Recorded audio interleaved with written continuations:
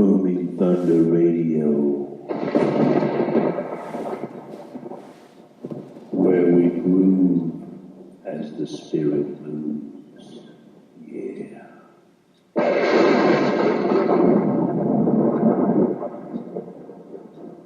Drawing the honey from the rock with the righteous Reverend Doctor on booming thunder radio.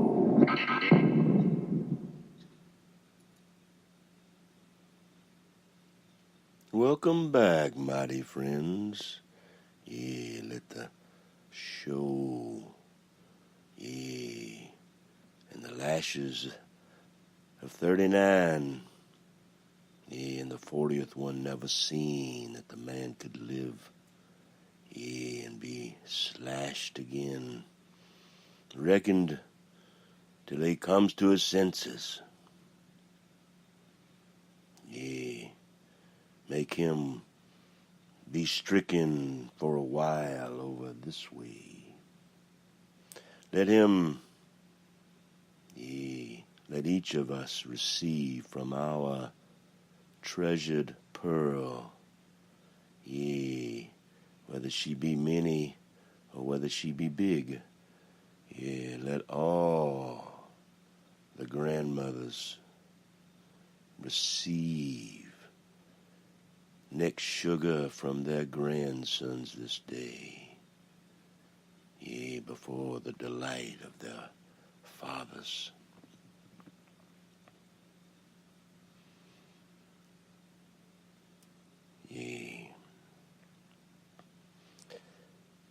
That the love in the children's hearts for their mother, and their kissing of their mother's necks,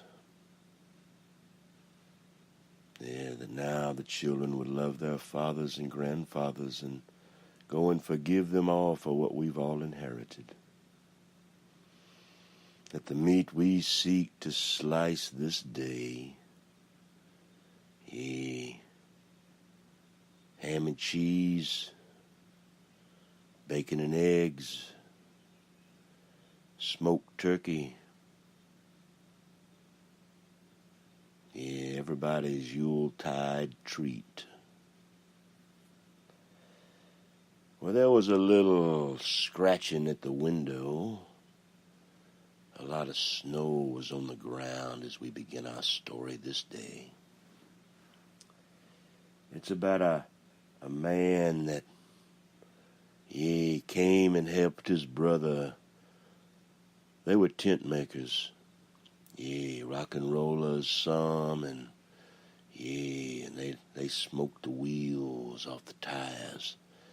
They come forth to do the 7 and the 88. I saw it all. We gonna do it, y'all. We gonna burn that rubber. We gonna pull them wheels up.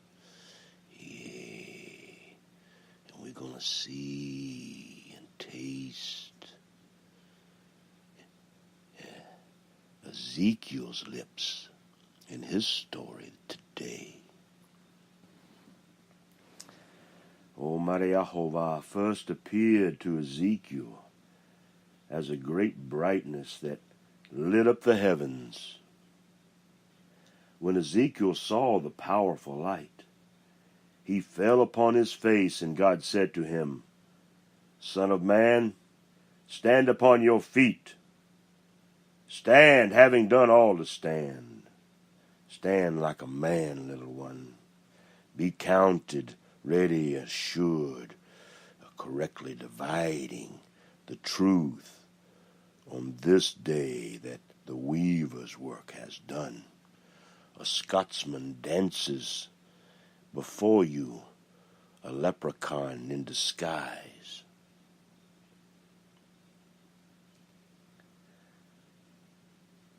For we are going to send you to Israel, a nation that has sinned against us to this very day. Ezekiel was told that he was to prophesy, to bring the words of the Lord to the people. Even if They mocked him and refused to listen. God handed him a scroll on which words of sorrow and mourning were written. As Ezekiel read the scroll, he memorized. Yea, my daddy, he was a good memorizer. He had a photographic memory, that man. You know, my daddy was like a man never seen, like no other man ever been. And my mother, oh, if I could have only honored her the way my brother did. Yeah. I was out in Mystery Babylon building towers on the east. Yeah, towers up in north of Washington. Yeah, to guard the gate. Yeah, and the grandest of all, out by the Golden Gate Bridge in San Francisco. Yeah, we stood atop that great pyramid. Yeah, her split open seam, seen and lusted for all the earth. Yeah, and that train a-comin'. Oh, I hear that train a-comin'. Oh, she comes rolling round the bend. Yeah, right on through Logansport, Louisiana. Yeah, one more time again. Yeah, we're stuck in Folsom Prison. Time keeps dragging by.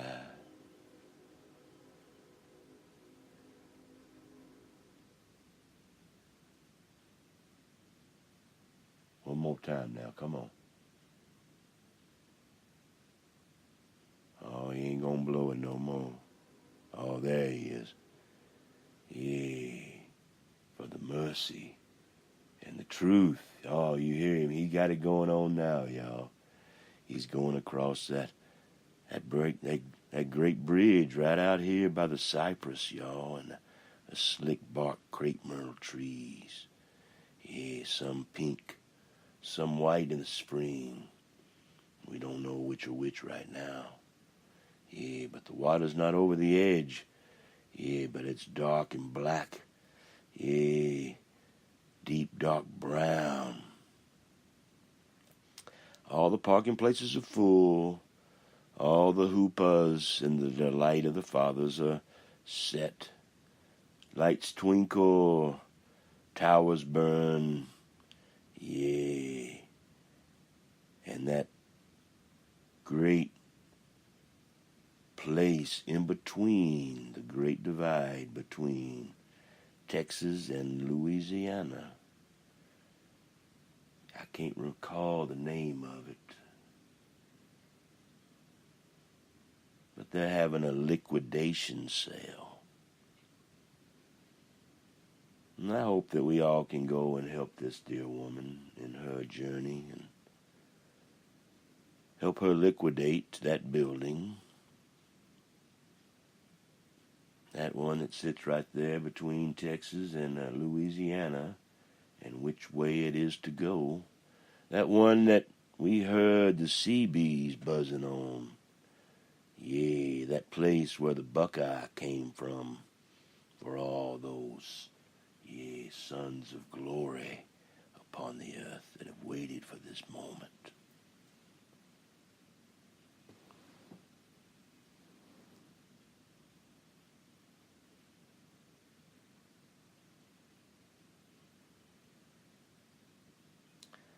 Then, with a rumbling sound like a great earthquake, God left him. Ezekiel went down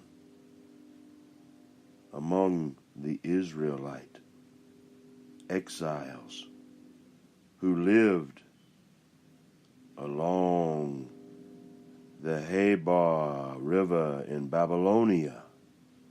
There, he spoke to the people and asked them to turn from their wicked ways and their idol worship.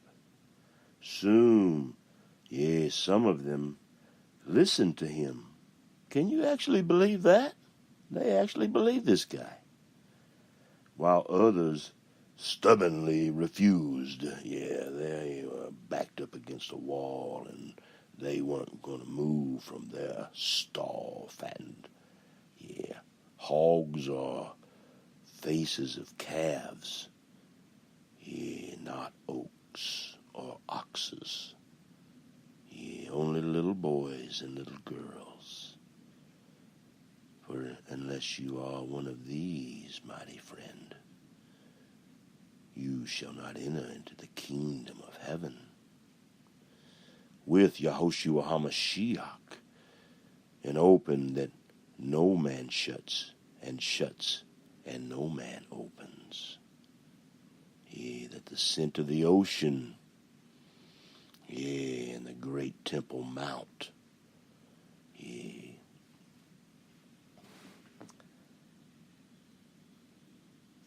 Then God instructed Ezekiel to take a big clay tile and draw the city of Jerusalem upon it. Yea, an artiste kind of dude, I think, I saw a lot of this kind of scroll work down there on Haight-Ashbury.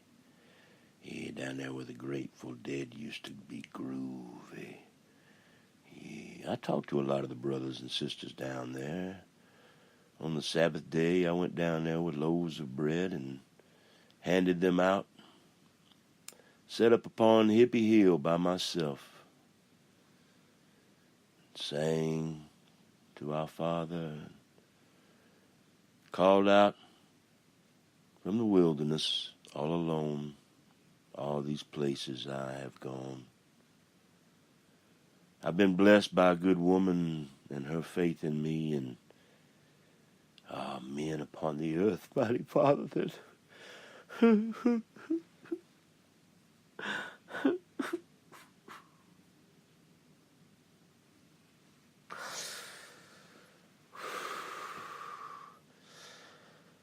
hope one day to know them all again. Mighty ones of the earth, everyone.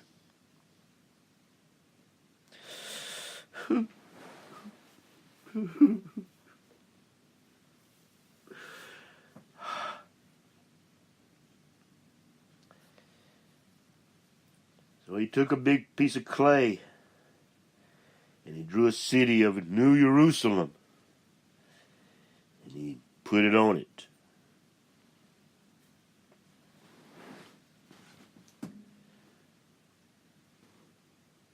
And when the bondservant of mighty Yahovah had made his drawing, in the heavens upon the earth, mighty Yahovah told him to add enemy camps and battering rams around the city wall as a sign to the people that one day Israel would be destroyed completely. Yeah, you look up there at the Jerusalem stone and the Temple Mount and the walls and the big hewn boulders laying in clusters that I myself, with the rudest one of all and a crew of ready rangers, we rubbed our hands and walked and listened to the rudest one tell us all about it, y'all. It's pretty groovy, when you go to Jerusalem, to the old city and, where the Arabs are and where the Jewish people are and where the Christians are. Everybody's kind of got their place there. Everything's kind of, And then there's guys up there in New Jersey that, this crazy Greek drug me up there. And I thought it was actually heaven upon earth the first 2 days I'll never forget it.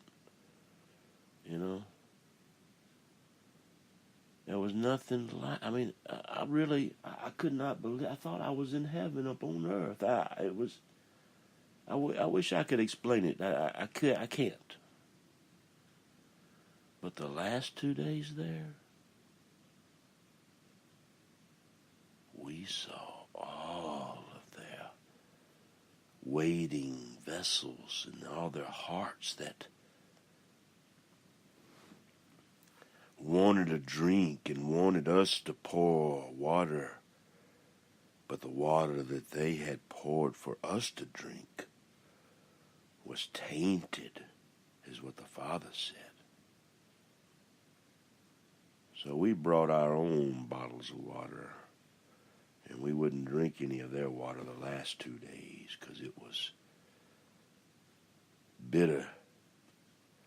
Yeah. The Maribam. Yeah. The old riding sop on biscuit wheels, that old hyssop branch. Yeah, needed to clean things up a bit. Yeah, like olive branches. In one hand, arrows in the left. Here I am, stuck in the middle with you. Yeah, stuck in the middle with you.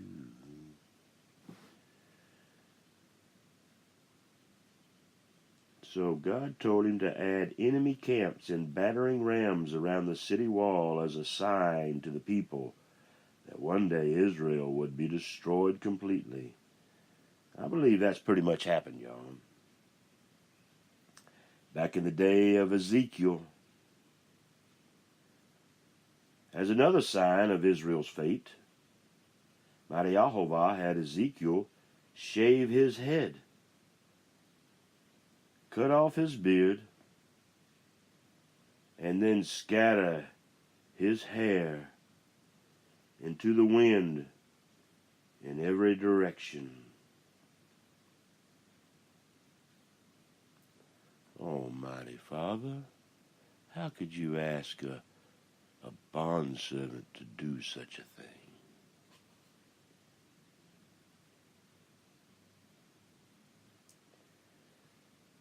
Could he still be groovy? Or would you making him like a Samson?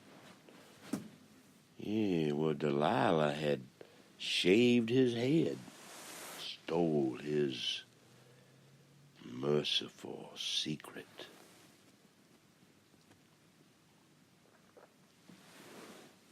What must Ezekiel do now? The Father, yeah.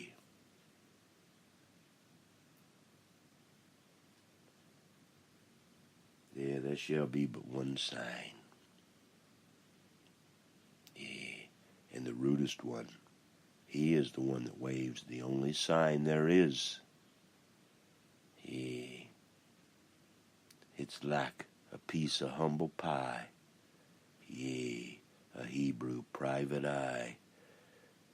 Cleft toes surfing, hanging 10 on the cleft of the rock. Yeah, an unseen hand held as the mighty one of Israel. The unknowable one walks right on by. For if you stand and see him, unless you're an angel in heaven, you shall die. But if you walk behind him, and he calls your name as he passes by, and you rushed into the ark, yeah, and now on this 9th day of truth, yeah, the light comes to the darkness as Noah has fed all the creatures, yeah, day and night.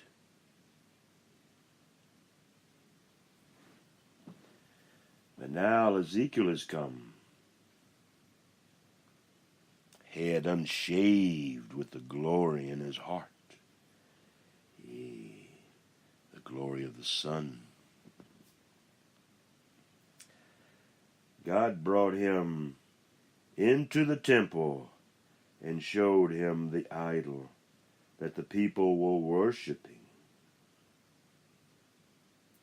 Then he took him down into a secret chapel where 70 leaders of the city were worshiping a wall of carved beasts and reptiles. Can you believe such a thing could exist in Israel? Can you even imagine such a place exists for these twisted lawyers of truth? These weavers of craftsmanship that was once scroll work on the pantheons of our great land. And now they want a temple raised again in old Jerusalem. At the hidden ark. Yeah, in some hidden chamber they say, here he is. Believe it not. That's what the word says. Do you understand? Do you stand in Mystery Babylon? A Zeus? A Jesus? A hey pig?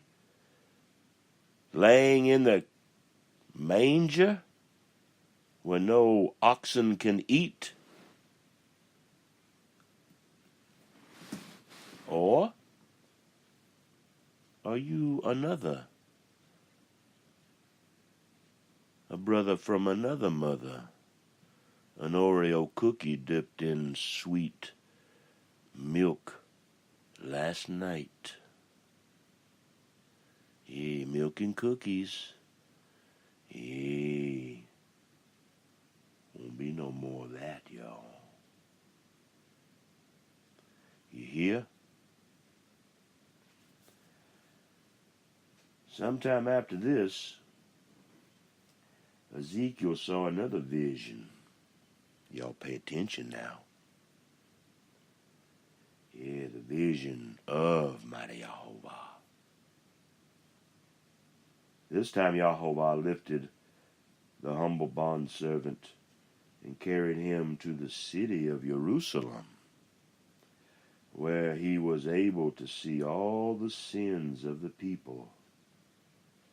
God brought him into the temple and showed him the idol that the people were worshiping.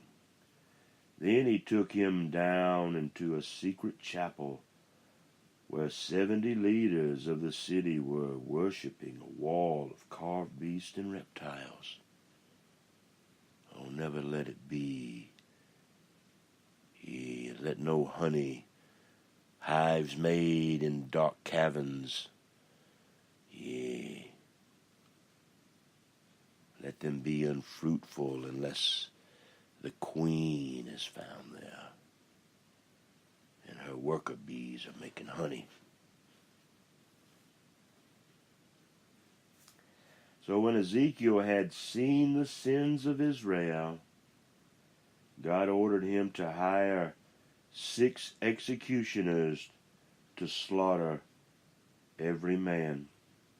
Wow, can you believe that? This is in the Bible. Every man, woman, and child who follow wickedness. Oh my goodness. Or worshipped idols. Oh my gosh. Ezekiel sent a man to mark the forehead of every person who regretted and grieved over the evil of Israel. And when this had been done, he sent the 6 executioners through the city of New Jerusalem, telling them to spare everyone with a mark upon his forehead, but to show no mercy to the rest of the people. The men obeyed Ezekiel's command, slaying a great number and sparing a few people. Thus, at the end of his vision, Ezekiel knew that only the few who followed God's laws would be saved. Yeah, not impersonators of truth. Yeah, their righteousness seen upon the hill by all. Yeah, ready with the word of their salvation. Israel succumbed to the power of her enemies and eventually dissolved. The survivors were captured and scattered throughout the land, just as God had promised, and as Ezekiel had seen in his visions.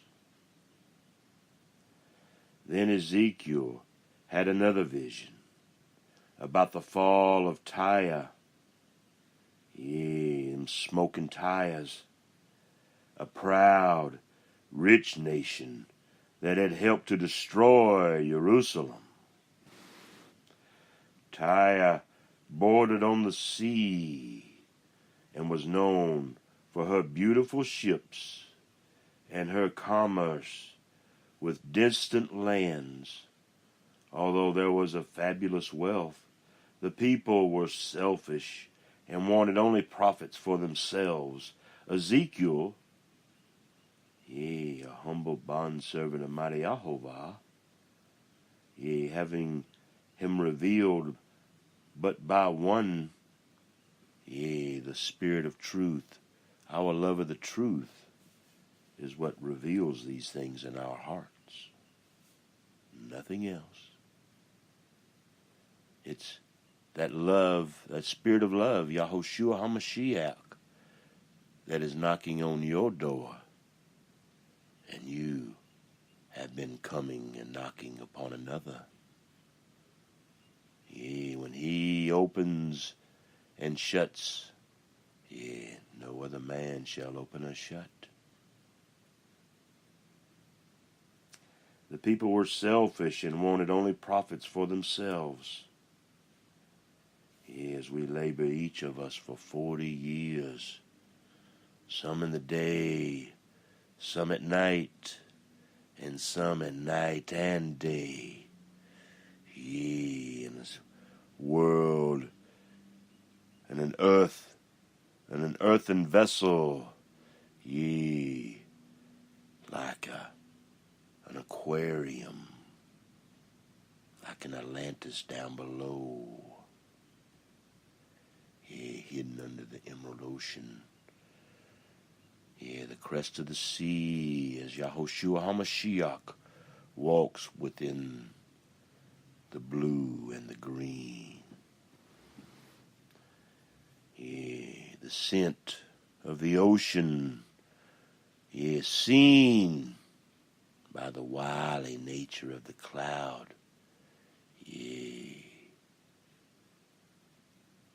Can you dig that? I knew you could today. Ezekiel foresaw that the ships would sink and all the cargo would be destroyed. Without ships, Tyre would lose all her wealth and power. Ezekiel had yet another vision, this time about the rebuilding of Israel, the spiritual tribes of Israel. The Spirit of mighty Jehovah came upon us and showed us a valley full of dry bones. Here mighty Jehovah said to each of us, in the mysterious way this day, prophecy, was made known, with a K and a W, an N, and a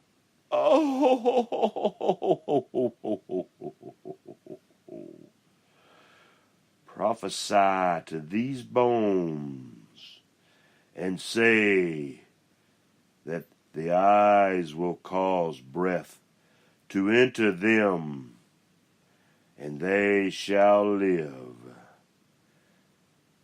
Yea. Hallelujah. Hoshua HaMashiach. And the dead men's bones begin to come alive.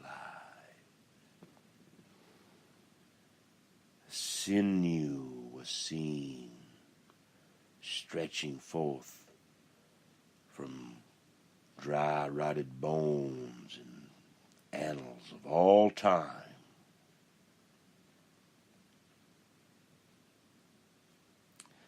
Ezekiel prophesied as he was commanded, and when he finished, there was a great noise and a great rattling. Suddenly, the bones came together with flesh and skin upon them, but no breath in them.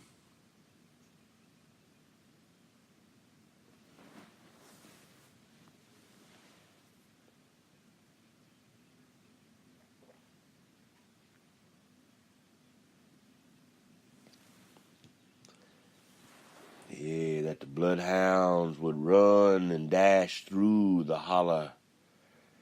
Yeah, their sounds heard far away as the booming thunder made on each treasured day, singing that song in our hearts. Yeah, raising the tabernacle once again. Yeah, 2 tent poles, one on one end, one on the other. Yeah, tabernacle covering, a menorah. Yeah, 7 spirits seen burn brightly in the window. Yeah, blinds to some, a salt covenant, a sure mercies of David for others.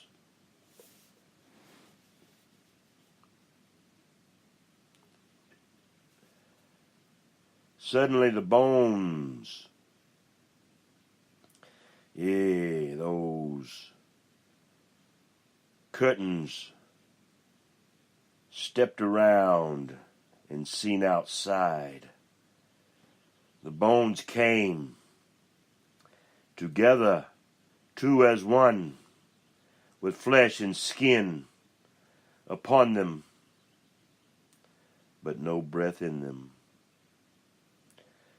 At Mighty Yahovah's command, Ezekiel called to the 4 winds to breathe upon the bodies, so that they might live.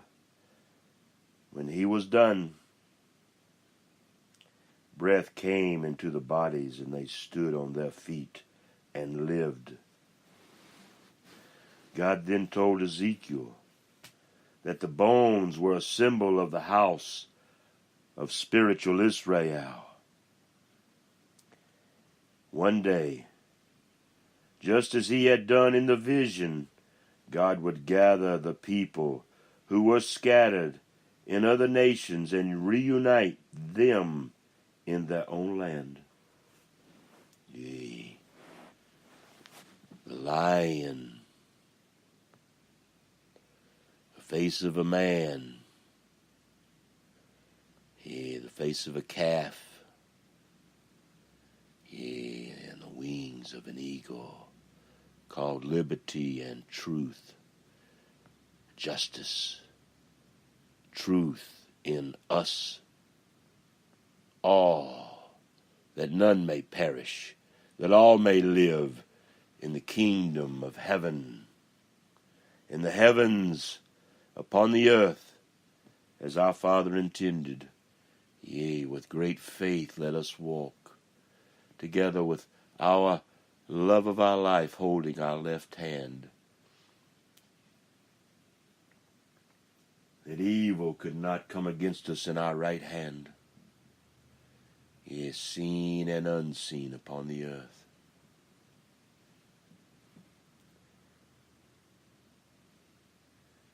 But King Nebuchadnezzar kept the Israelites captive captive in Babylonia.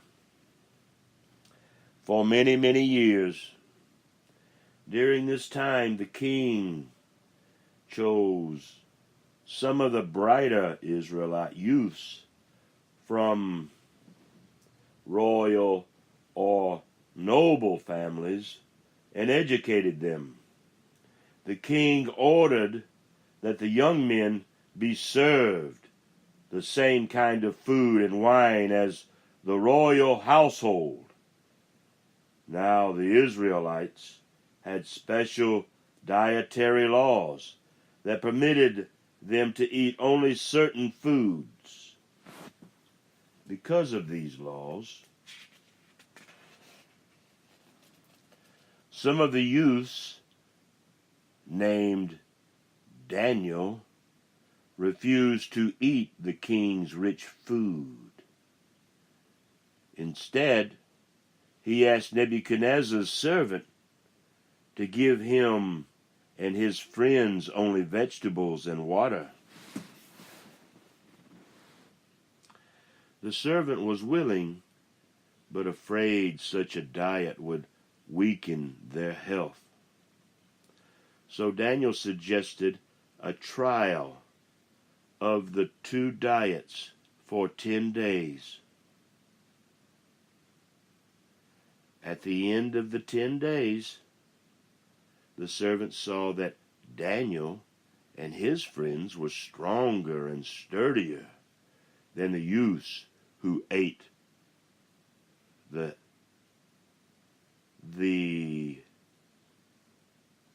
king's rich food. Yeah, be careful of the king's delicacies, the beggar's powdered sugar, because they had obeyed the laws. Mighty Yahovah had favored them, and from them on Daniel's words were highly valued in court. Almighty Yahovah gave to these favored young men great wisdom and skill in writing. But to Daniel, God gave a special ability to understand visions and dreams. In the second year of his rule, Nebuchadnezzar was troubled by many dreams and could not get to sleep. He called for his magicians and said to them, "The eyes had a strange dream, and their spirit is troubled to know the meaning of it." The magicians replied, "Tell us what the dream is, and we will tell you its meaning." Nebuchadnezzar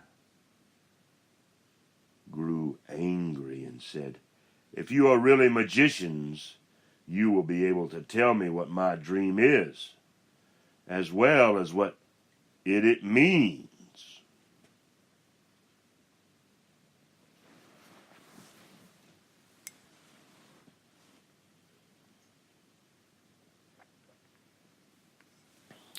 Yeah, sure. I hope you heard that. I laid the book down on my footstool, and I'm going to get a cup of coffee while y'all think about that, because this is really important. There was a Dr. Pigeon, a bird on the wire, who sang a song of sixpence. Yeah, like we've heard this day. Let your head never be bald, but make your golden oil always pour. Yeah, I'm going to go get me a cup of coffee. Yeah. I made it this morning. Let me tell you how I made it. I had 2 pinches of Texas cinnamon, 1 pinch of New Orleans special dark roast, and then 2 more pinches of Folgers Master's Blend. And with a clean cup, made brand new, I poured my coffee in, yea, from all the Hebrew letters, yea, seen as eyes studying pie, yea, is it blackberry or elderberry wine?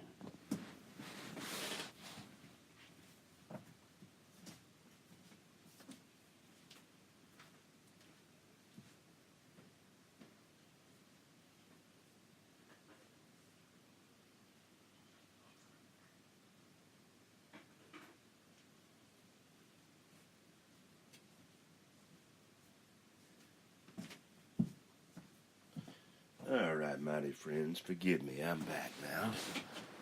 Okay. Oh, thank you for my cup, maybe, baby girl. Yeah, may no other man drink from it but me. Yeah, may my left hand always hold the right hand side of the cup.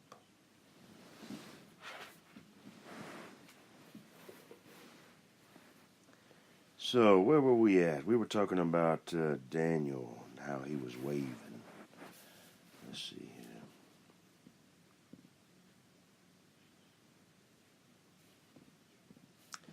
The next day,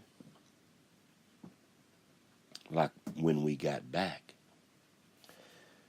Daniel went to see Nebuchadnezzar and told him that no wise men,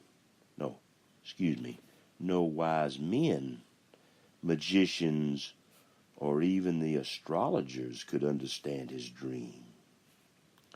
For this was a task that only mighty Jehovah could perform. Hallelujah. Yeah, let each of our vessels be willing to be filled with the glory of mighty Jehovah. For in the fullness of the knowledge of his Son, Yahushua HaMashiach, yea, mighty Jesus, yea, the true Jesus, will he be made known.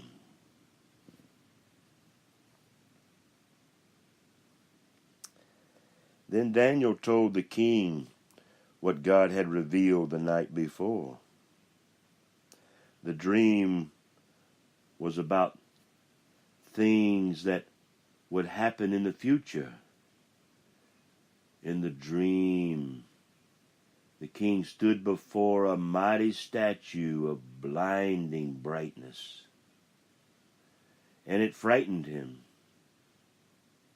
The head was gold, the chest and arms of silver, the belly and thighs of bronze, the legs of iron, and the feet of iron and miry clay. As the king looked at the image, a great stone appeared and struck the statue's feet, breaking them to pieces, yea, as a woman's water is broken, yea, and the willingness of her vessel, yea, in the heavens is brought forth upon the earth by the will of the Father, Yahovah, yea, the unknowable one. Little children, he is revealed only in one way, where we, the us, could walk with him each day in the garden together. There is but one way he is revealed. Yahushua HaMashiach. Yea, not a Greek,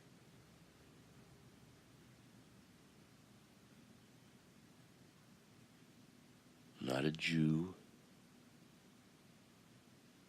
a true believer of Mystery Babylon.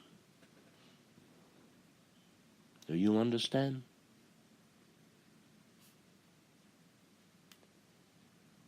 dream was about things that would happen in the future. In the dream, the king stood before a mighty statue of blinding brightness, and it frightened him. The head was gold. I've heard this story before, have you?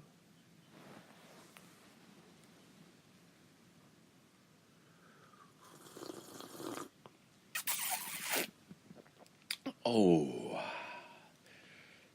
Minnie Pearl and her price tag on that straw hat. Yeah, the way she raced around in that buggy, trying to get Jed into Hollywood. Well, doggy.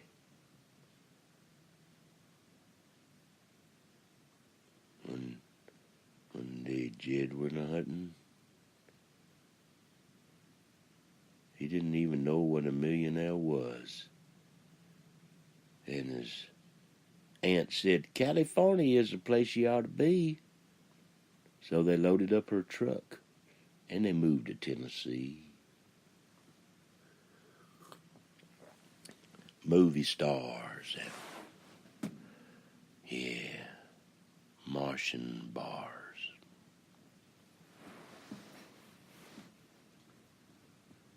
The head was gold,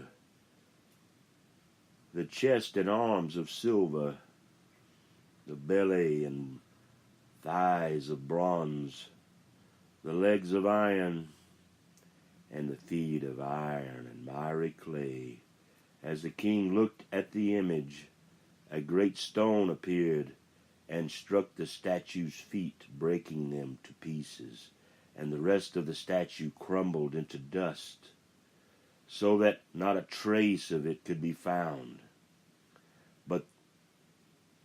But the stone that struck the image became a great mountain and filled the whole earth.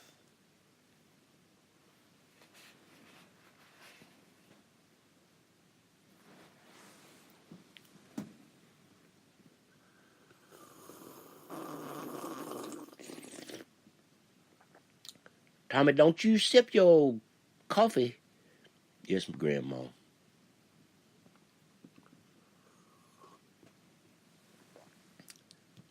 Come here, little Tommy. Let me give me some next sugar.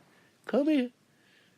I'd walk over there and I'd lay my head down before her, and she'd just kiss my neck all over.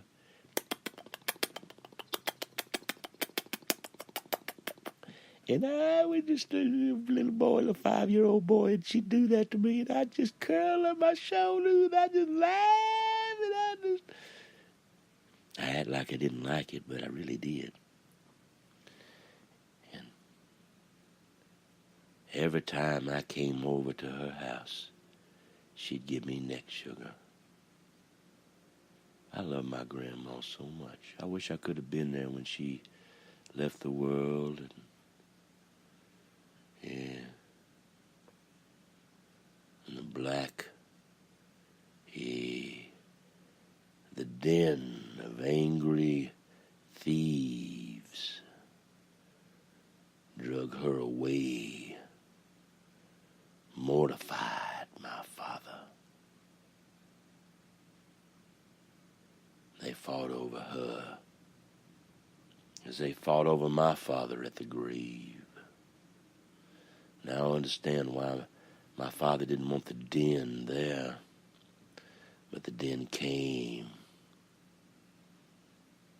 The last time I went to go put a pack of cards, playing cards, on top of my daddy's tombstone. My daddy, he loved to play cards. Every time, I don't know why I do it, but every time I go there, I always left him a pack or two. I think I'm going to drive up that way and leave a couple of packs of Congress cards I picked up for him just this special day. And, they're blue on one side, red on the other, with the king's eye sticking out of the hole, like a potter's vessel, earthenware full of water, but had a hole in the bottom. And the pan beneath it where the birds always ate, now they have seen who they have done all their wicked deeds before. Let them come to the tent of meeting, that we raise with our brother's help, that all our brothers can be forgiven, transfigured. We can all live in peace once more.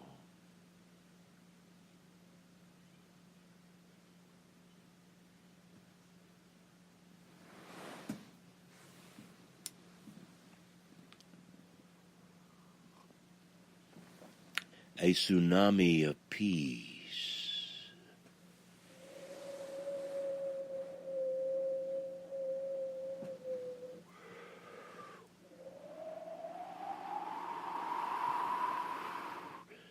The mighty gushing wind atop Nehemiah's wall.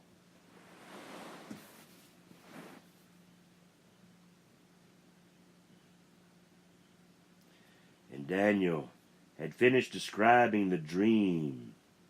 He explained to Nebuchadnezzar what it meant. Daniel said that the head of gold stood for Nebuchadnezzar and his kingdom.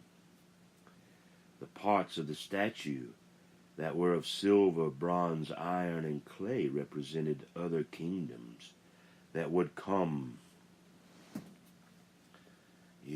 after Nebuchadnezzar, for runners of a race that ran for many, many, many years.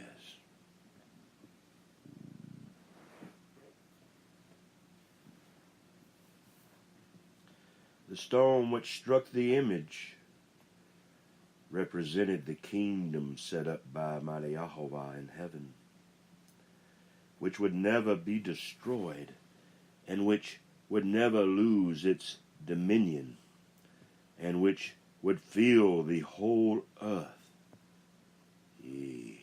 Heavens coming upon the earth, the wheel in the heavens made upon the earth with each breath and each step. The whole earth lives to take. The revelation of the lightning, the seven peals of thunder, revealed by Daniel waving goodbye.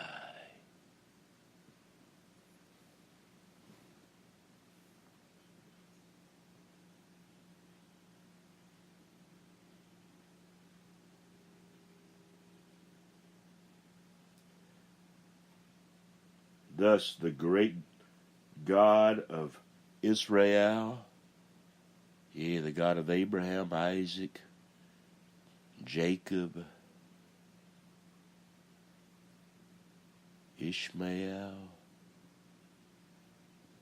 and his sons, they have another line. But we all came from the tent of meeting of Abraham. In his mercy, like Noah, he was upon the living waters for 40 days and 40 nights. Thank mighty Yahovah that inside this ark, 8 days in the dark, wandering, thrusting in this ship.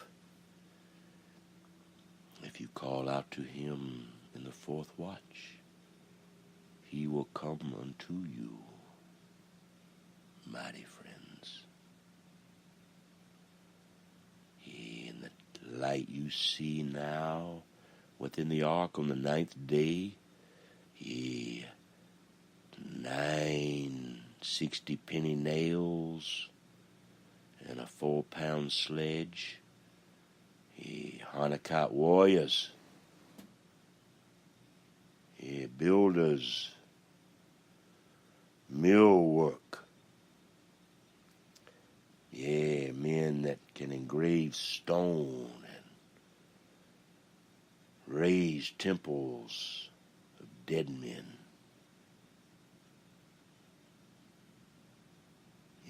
Let all the dead men be given over unto what they worshipped.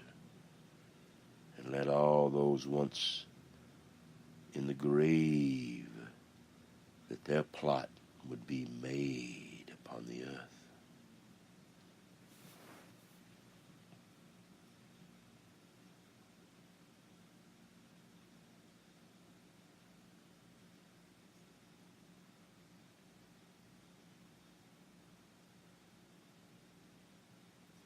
The stone which struck would never be destroyed, and which would never lose its dominion, and which would fill the whole earth.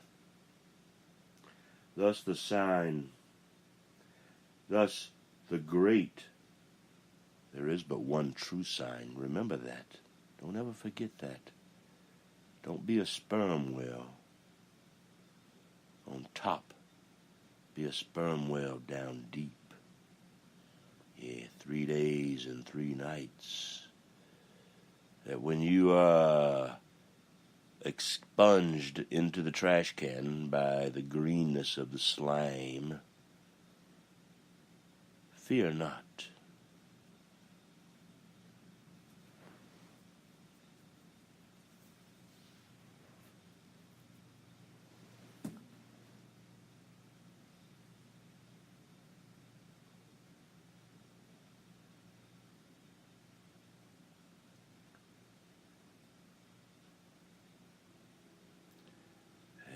Hear that train a-comin'.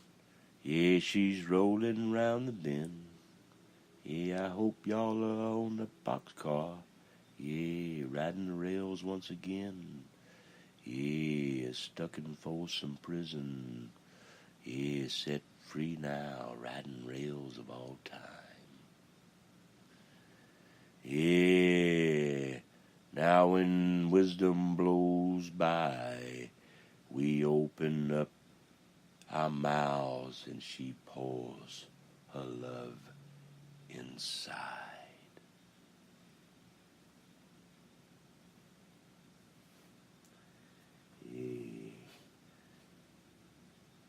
When Daniel had finished, Nebuchadnezzar fell upon his face and paid tribute to the wise young man and said to him, "Truly, mighty Jehovah is God.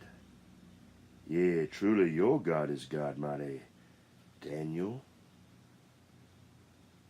God of gods and Lord of kings and a revealer of mysteries, for you have been able to understand our dreams."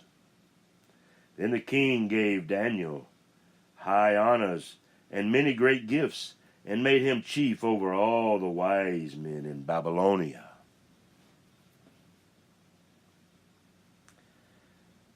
Then Nebuchadnezzar died. His son Belshazzar took his place as king of Babylonia, and made a great feast for his lords. During the feast, Belshazzar commanded that his father's vessels of gold and silver be brought, so that the wine could be drunk from them. As the people drank and enjoyed the wine, they praised the gods of gold and silver. Suddenly, the feast was interrupted when a man's hand appeared mysteriously and wrote on the wall of the palace. All those who saw the hand were frightened, because it appeared from nowhere.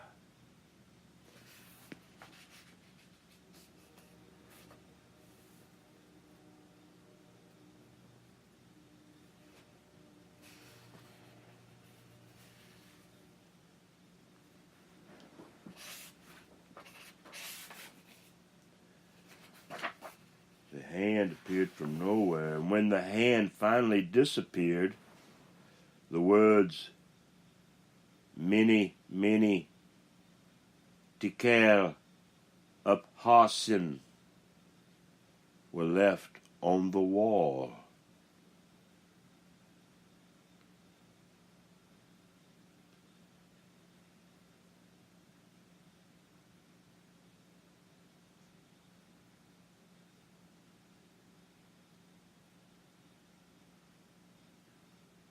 Belshazzar was in a panic, and he sent for his wise men to interpret the strange writing, which no one at the feast could read. The king promised that whoever interpreted the words would be clothed in rich purple garments and wear a chain of gold around his neck. Then the queen remembered Daniel, Nebuchadnezzar's wise man, and had him brought to the palace to quiet her husband's fears. Daniel looked at the writing on the wall and knew exactly where it came from and exactly what it meant. He told Belshazzar that gold,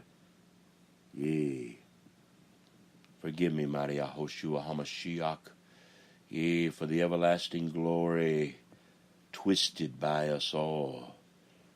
May your glory be above all things once again. Yahoshua HaMashiach, in the everlasting glory. The living word, in the heart of a man, heart of candlestick makers, fishermen,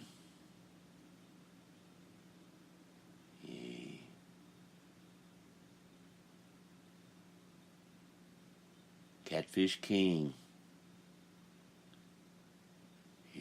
Blaylock barbecue.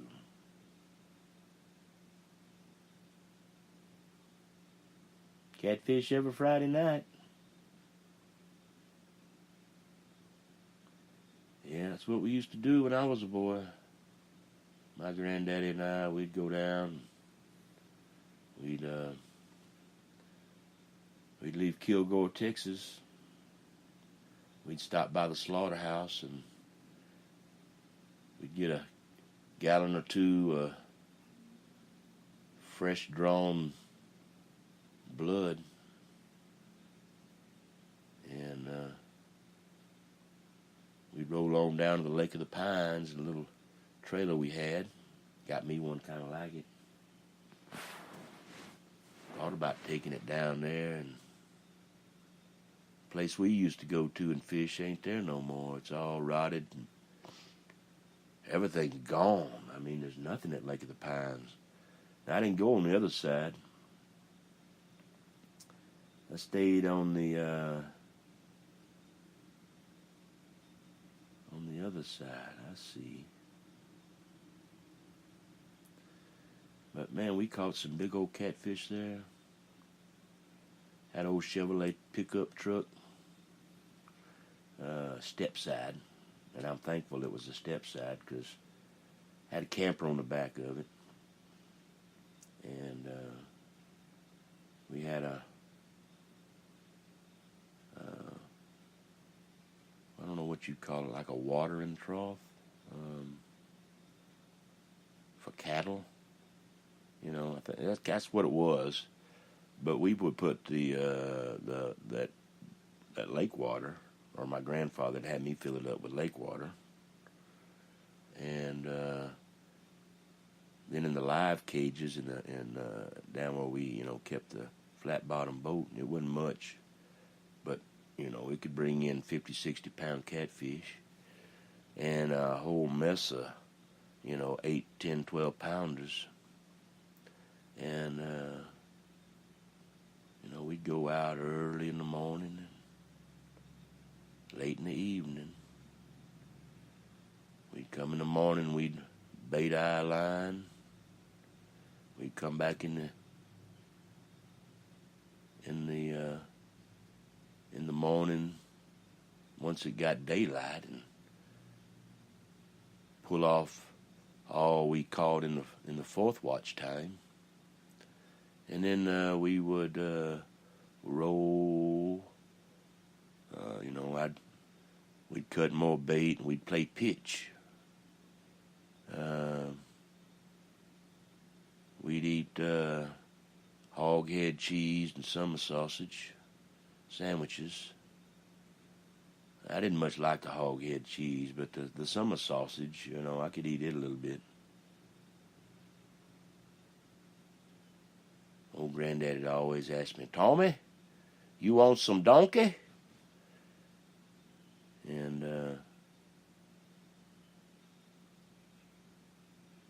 I never really understood what he meant. But I always got cheddar cheese. Granddad, he always ate the hog head cheese, and I always got the other kind of cheese.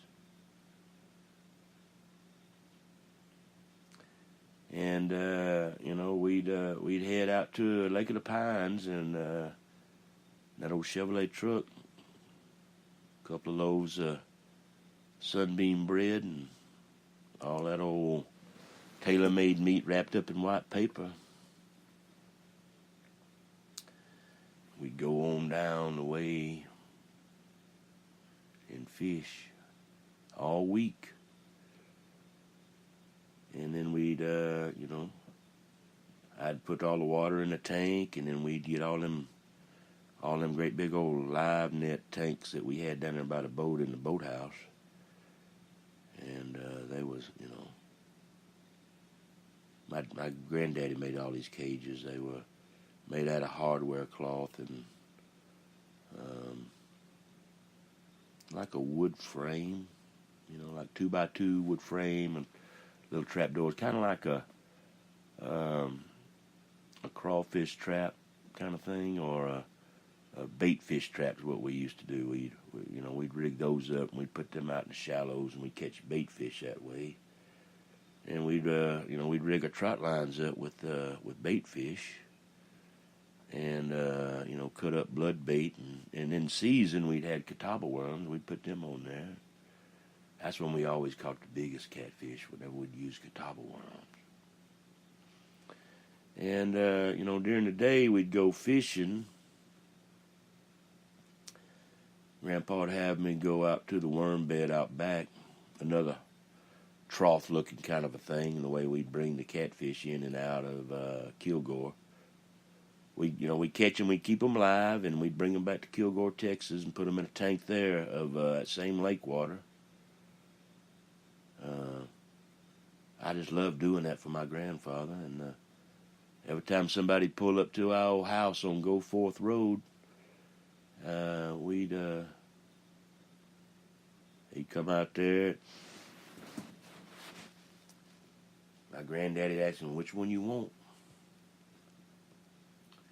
And they'd look.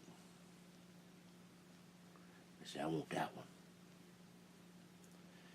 And so I said, "Tommy, get him up."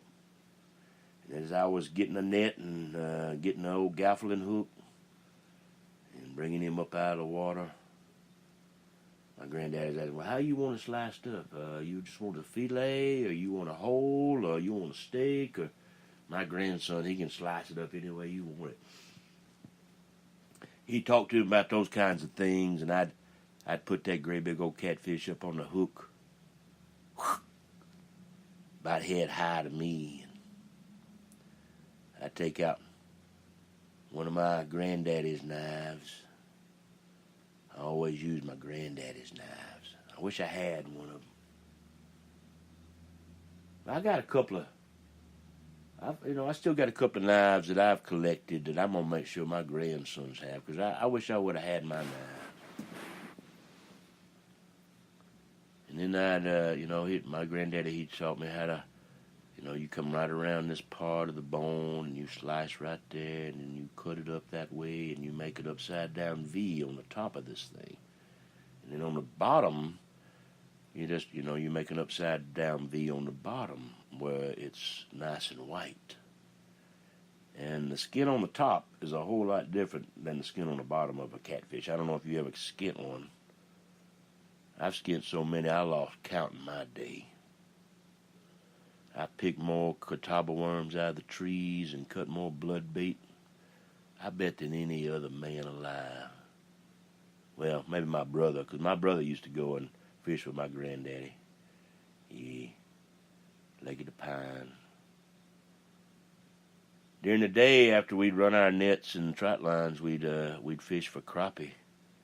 He always knew right where to go, and we could just pull them big old 1 3/4 and 1 pound crappie up. And we'd eat. That's what we'd eat. We'd eat the crappie during the day, and we'd have, we'd fry fish and catfish, and we'd eat that, or we'd eat, some days we'd eat, donkey and or summer sausage. And, he'd eat the hog head cheese, and I'd eat the cheddar cheese on my donkey. Sunbeam sandwiches. So as he's talking, telling him all about this stuff, he would, I'd cut them big old catfish, and as I was skinning them, my granddad would ask him all these questions. And once I'd got the hair off,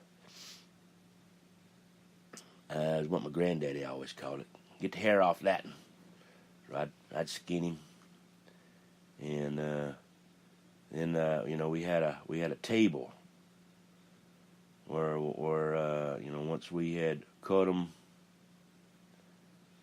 sometimes if they were small, we'd just take their head in our left hand and the body in the right hand, and then we would snap the neck by holding the head down with the left hand and then bringing the body up with the right hand, and that's what snapped the neck. I'd leave the hook hanging with the catfish hook on it. Oh, I forgot the part. Before I did that, I would after I skin it, then I'd gut it. Take out everything on the inside. And on the inside of a catfish, there's these things called floats. There's 2 of them. They're both white. And it's, some catfish I've skinned, one side wasn't full like the other side. And so I suspect that catfish kind of swam sideways. This wasn't something quite right about that catfish. But most of the ones, I'd say 90% of the ones, maybe 90, more like 94%, what I think it might be. 94% of them had those little floats on the inside, and they were, once all the guts and everything came out, them floats, they were right up in near the heart. And I'd reach my finger and my thumb, my left hand up in there, I think, as I held the tail tight in my right, because them things is in there pretty good. And I'd reach my thumb up underneath them 2 bladders, and with my curled up index finger on the heart, and I'd pull that part out and throw it on top of the guts and the skin in the bucket.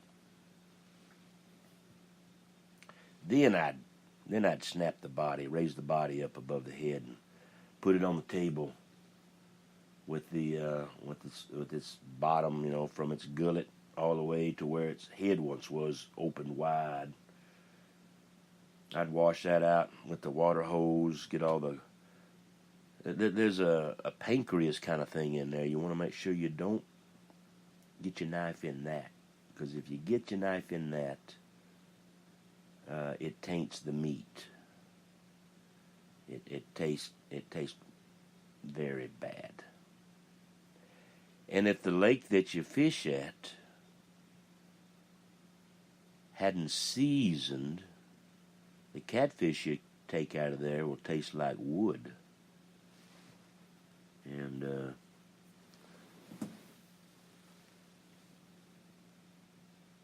we would go to, we would only fish in Lake of the Pines. But we went up to where, where I grew up and beyond, to a place my mama and I used to go and hunt arrowheads and around all the Indian mounds.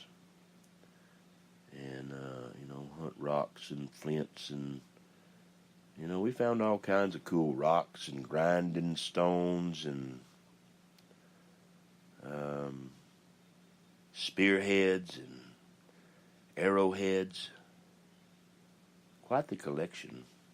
But that's not why we went up there. But in the place we used to do that, they built a dam. A dam was built when I was a boy. And on the night, on the last weekend that you could go down there, underneath the bridge that goes over to Coffee City, at what is it called? Lake Palestine.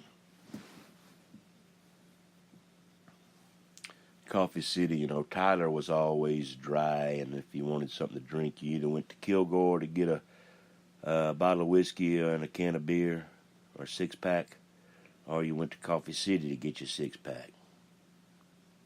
One way you had to cross the river, and this is the river I'm talking about. My granddad and I went down there and fished, and we caught a bunch of fish a couple of years after all that had happened. One of the last time that I had went fishing with him, and I, cut them all up, but we couldn't sell any of them. They were all tainted. They tasted like rotten wood. You couldn't eat any of them. I couldn't. I mean, it tasted like rotten wood to me. And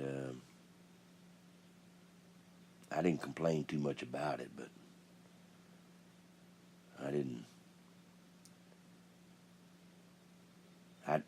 eat very much of it, and I left as quick as I could from having to eat any of it. And that was one of the last times I think that I went fishing with my grandpa. Man. Now I got me some grand boys.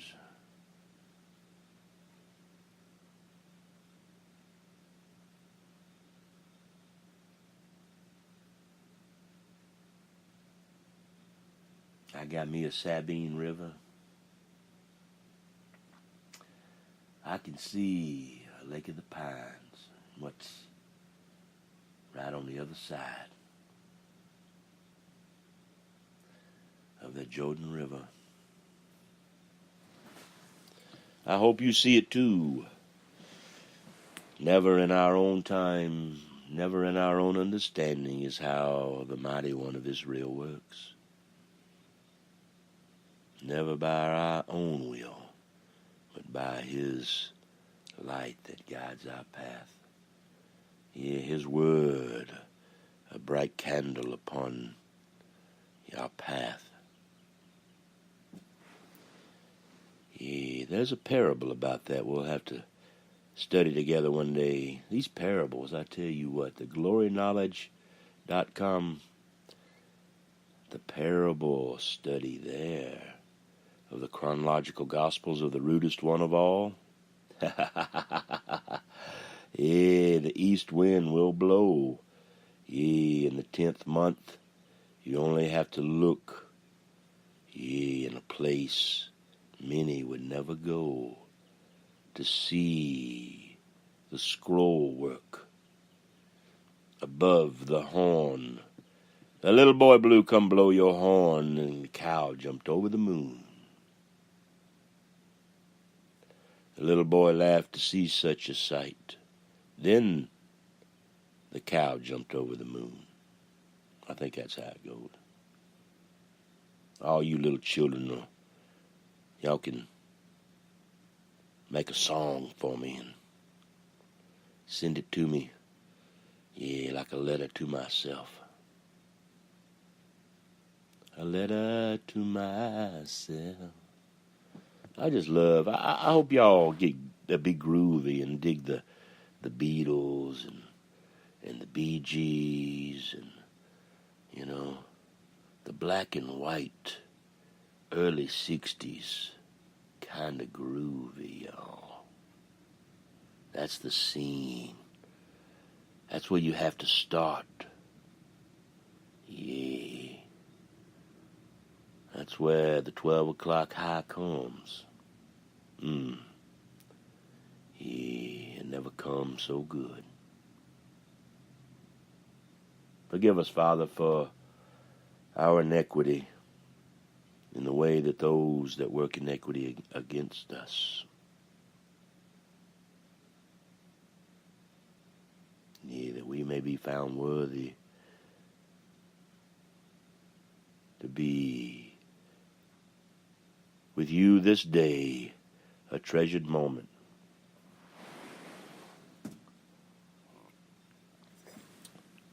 Hey, hey, hey, it's Fat Albert, and I got a song for you.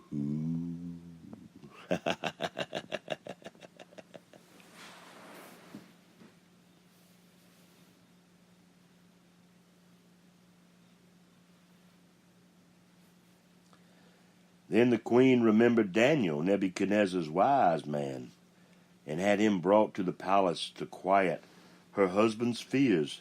Daniel looked at the writing on the wall and knew exactly where it came from and exactly what it meant.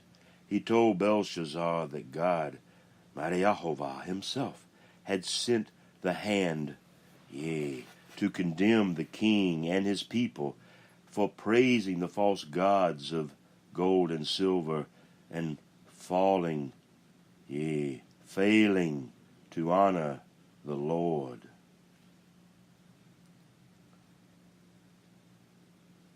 Daniel told the king that the word many meant that God would destroy Belshazzar's kingdom in a number of days.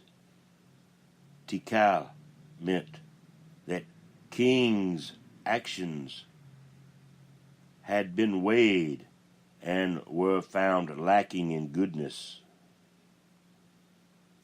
A parson, Upharsin,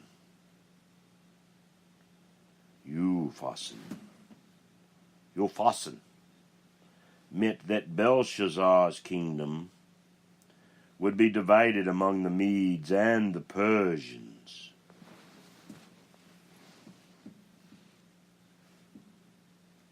Belshazzar, as distressed as he was by Daniel's words, kept his promise and ordered Daniel to be clothed in royal robes and made him third ruler in the kingdom. That very same night King Belshazzar was slain and Darius the Mede captured the kingdom. Darius set 120 princes and 3 presidents, one of whom was Daniel, over his kingdom. Daniel was honored above all the other presidents and princes because of his excellent spirit. In fact, Darius planned to set him over the whole kingdom one day. The rest of the leaders became very jealous of Daniel, yet they came and could find no fault in him, nothing to make him lose his favor with the king. Since they could not find fault with Daniel, they decided to trick the king into putting him to death. The leaders went to King Darius and advised him to strengthen his power over the people by ordering them to leave their gods for 30 days and worship only the king. Anyone who disobeyed the command would be thrown into the lion's den.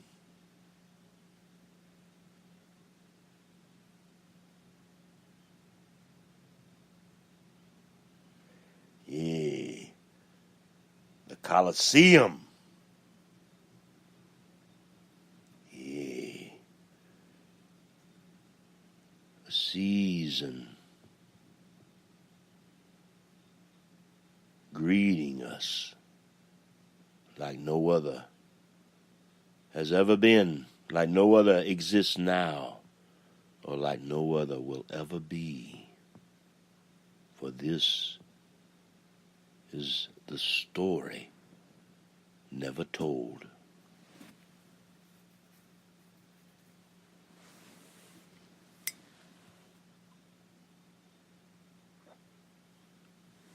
The rudest one of all, yea, may he be blessed with all the righteous sons of glory, sons of love, yea, that their wings would fly with liberty and justice for all men, in the heavens and upon all the earth, to rightly judge, dividing the innocent lips,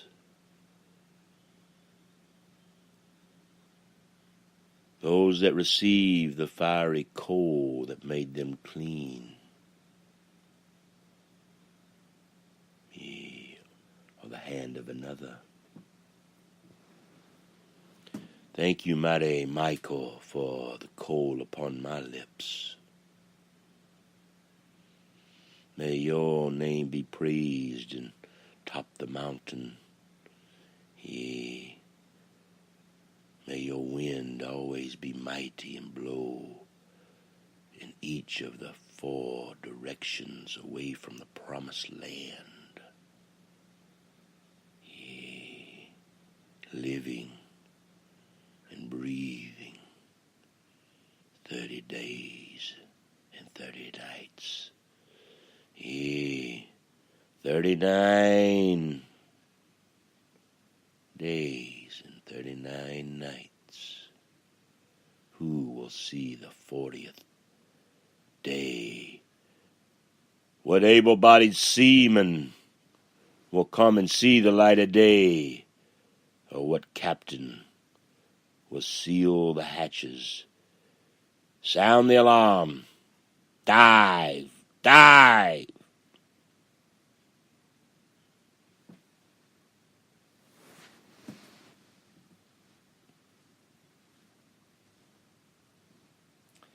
Darius was a vain man who enjoyed power, so he agreed to issue the foolish decree. Although Daniel knew that the decree had been issued, he continued to worship mighty Jehovah 3 times a day. Yea, let each of us be found with a willingness for each step and breath. Yea, a piece of pie multiplied by a number unseen, but only known by Jehovah himself each day. Yea, but a fullness of a pie, yea, when it is eaten, the joy of a man's heart. The other leaders who expected Daniel to disobey the king's order spied on him and reported to the king that Daniel had broken the decree and must be punished. The king was greatly distressed when he heard that Daniel was a victim of his horrible decree, and tried to excuse him. But the wicked men said, "The law of the Medes and the Persians is that no decree which the king has made may be changed." Oh, may our lips only speak your mercy upon the earth, mighty Father. Yea, may all the sons of love in the heavens and the earth come and do their work at your perfect time.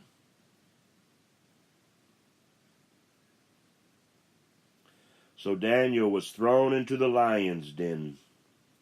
The king said to him, "May your God, whom you serve, continually save you." Yea, merciful one. Then a stone was placed against the entrance of the den, so that Daniel could not escape. Darius went back to his palace and could not eat or sleep because of his grief. Yea.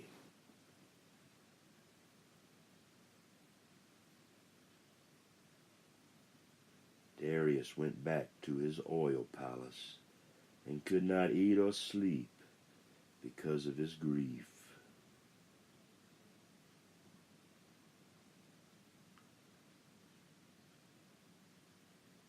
The next morning, this king arose and went in haste to the den of lions. When he came near, he cried out, "Oh, Daniel, has your God been able to save you from the lions?"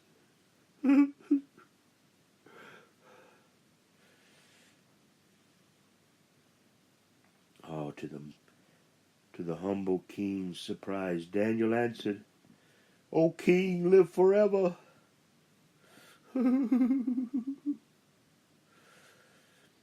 My God sent his angel and shut the lion's mouth, because Daniel had such faith in God. He was safely delivered from the lion's den. The king ordered the men who had plotted against Daniel to be thrown into the lion's den themselves. Before they reached the bottom of the pit, the lions killed them. For the men had no God to protect them. And that's a big G, because the big guy, the big G, he's the one that runs it all, not the mind of carnal men. Only the mind of anointed sons that do only the work of the Father does the glory of the Father come to be known in the hearts, in the heavens, upon the earth.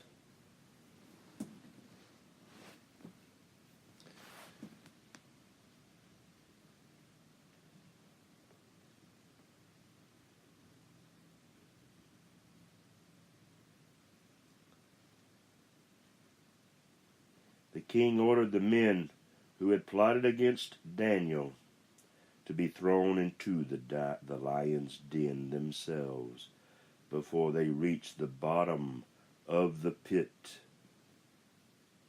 The lions killed them. Something comes to mind. I hear many crying out saying, "The Bible says thou shalt not kill." Yea, like Mystery Babylon of old is this very day. You must dig, little child of the light, for what that word really means. I speak not to you, but to tell you the way. You must find the gate yourself.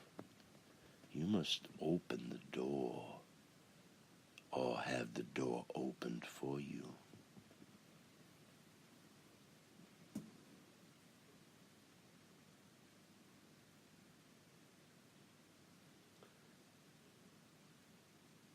For the men, those men, Yahovah, yea, commanded their gods to devour them, sift them all, remove them from the field like tares, that the wheat could come forth and bake bread, that would rise with crusted salt, rock salt on its golden crust from this day forth, and men seeking tender morsels, having eaten enough salt and crust that they would not be thrown out into the streets ever again, that they would honor their mothers and their fathers and the woman that they love, the woman chosen for them by the Father himself, not by the hand of carnal men, but by a work, a potter's wheel, a sweet piece of pie.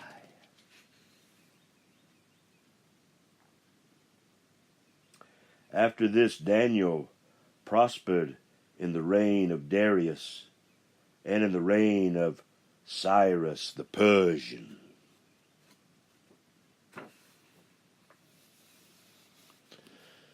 I always did like that lion story. Lions and tigers in the Colosseums. Who's got the pigskin on this Sunday? Who's got the pigskin in the pro games on the...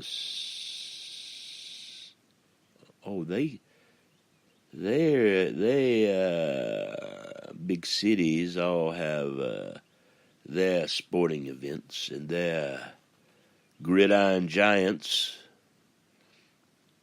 This be the bowl season, I think. May the best of mighty Jehovah be seen. May every football in the honor of all those that had fallen in the past. Let the pigskin be no more. May it be made out of goat skin.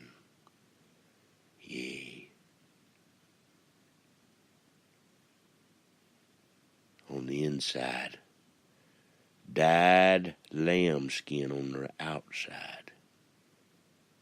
Red.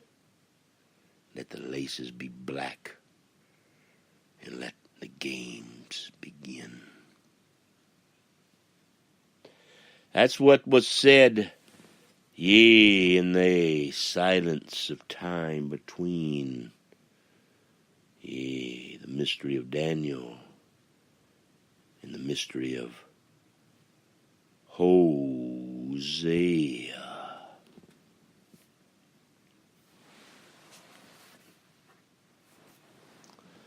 So, let's see, what do we got? About 99 out of 100 minutes.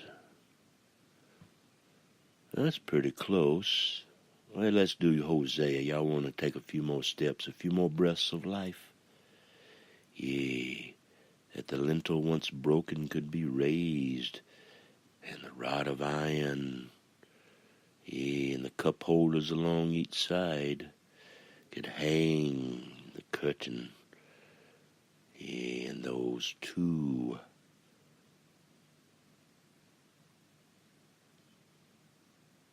they're golden, I believe. The way that the ark is moved, that is seen, let it be a way of war, in the tabernacle, of the chosen sons of glory upon the earth. Those that have struggled to endure and stand before their brothers, with the number 5 wash tub Yeah, and a bunch of washed rock in the bottom. Down there in Baton Rouge. 50 miles wide. Now, God's word came to Hosea through personal sorrow. Yeah, I know a little bit about that, I think. I think we all do. The tragedy of a broken home and an unfaithful love. He had found and married a woman who was among the evil people of the land, a woman named Gomer, who cared only for her selfish desires. Soon after their marriage, Hosea's wife left him and turned to other men who praised her beauty and offered her gifts of bread, wool, flax, and wine. Hosea was broken-hearted and grieved with the wife he had lost, and for the shame she had caused him and her and his children. Then mighty Jehovah spoke to Hosea and said, "Now you know my suffering. For as your wife has left you with grief and shame, so have Jehovah's children, the spiritual tribes of Israel left us, those that worship him, to suffer by going to worship idols and following greed and lust instead of justice and righteousness, which is a love of the truth, nothing else. And truth comes in its fullness and reveals the unknowable Father in that perfect moment, that everlasting glory of the living Word made flesh in your heart. Yes, Elijah standing there for it to occur and circumcises it and throws your foreskin upon the fire. Each and every one. For a while, the other men that Gomer had gone to grew tired of her and left her. When Hosea's unfaithful wife had eaten the bread, drunk the wine, and used the flax, oil, and wool, she, like each ewe, a spotless lamb, realized that she was left with nothing. She became a slave and saw the great mistake she had made by trading her husband's love for worthless flattery and gifts that were quickly used. Then God told Hosea to redeem his wife from slavery and forgive her, for she had learned her lesson and had repented from her sins. Hosea saw that this was a lesson for the people of Israel, two as one. Lions in the pit. What towering pine will make it through the finning of the catfish and the clawing of the mawmaw cats on the pine trees?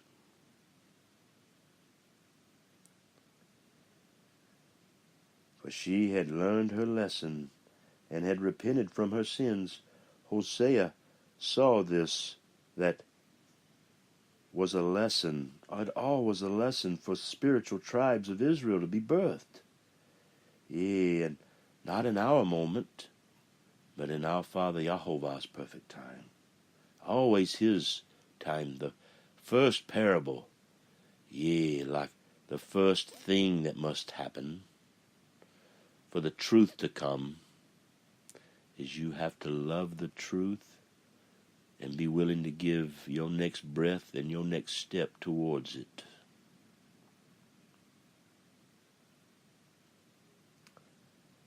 Hosea saw that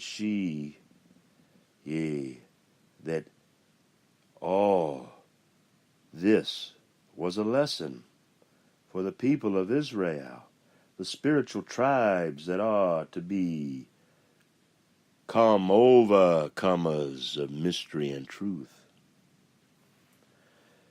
That if they saw the worthlessness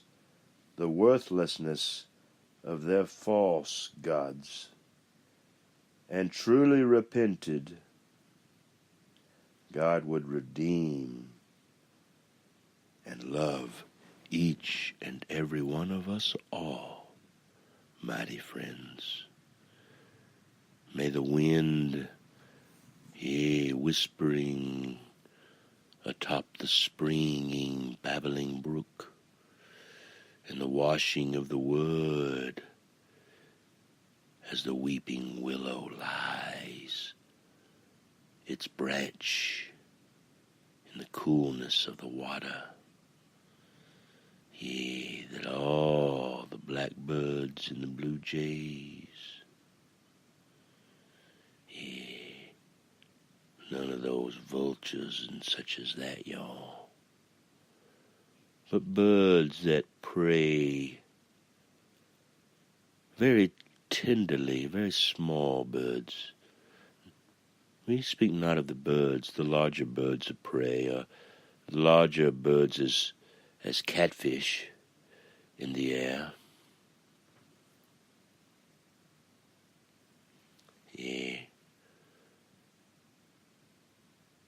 Buffalo fish, storks, and damnable old carp. May all be forgiven and washed clean. May the body be raised. May the neck, once stiff, now snap. Let the steaks be sliced. May the bone be filleted. May all the small ones special ordered, be delivered with their guts cleaned out, the hollow inside each catfish, head removed clean, ready to be fried whole in the fire.